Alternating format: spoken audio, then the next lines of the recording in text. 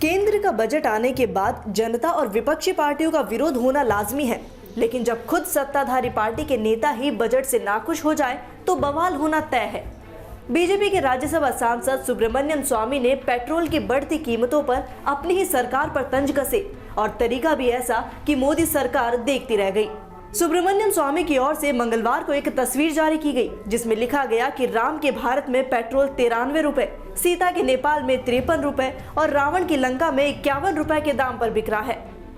आपको बता दें कि पेट्रोल डीजलों की कीमत के मामले में भारत उन देशों में शामिल है जहां सबसे ज्यादा दाम पर पेट्रोल डीजल बिक रहा है। हालांकि वित्त मंत्री निर्मला सीतारमण ने कहा है कि पेट्रोल और डीजल पर कृषि सेस बढ़ाने के साथ ही बेसिक एक्साइज ड्यूटी और एडिशनल एक्साइज ड्यूटी के रेट को कम किया गया है। वित्त मंत्री ने कहा कि इससे आम नागरिकों पर अतिरिक्त भार नहीं आएगा। लेकिन सुब्रमण्यम स्वामी की बात जब आती है तो उन्हें बिना नानुकुर के सीधी बात बोलने के लिए जाना जाता है। ऐसे में चाहे मुद्दा अपनी ही पार्टी का क्यों न हो, स्वामी पीछे नहीं हटे।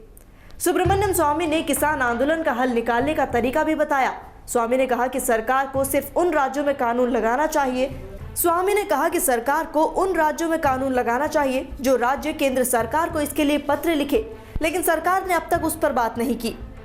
हालांकि ये पहली बार नहीं है जब स्वामी ने अपनी ही सरकार को घेरा हो। इससे पहले नए संसद भवन के निर्माण पर लगने वाले खर्च पर भी स्वामी नाराज हुए थे और निर्माण राशि पर उन्होंने सवाल उठाए। उन्होंने ट्वीट कर पूछा था कि क्या किसी को पता है कि संसद निर्माण के लिए टाटा को ही क्यों चुना गया? क्या बोली लगाई गई या ये भी 2G स्पेक्ट्रम घोटाले की तरह जो पहले आया उसे दे दिया गया?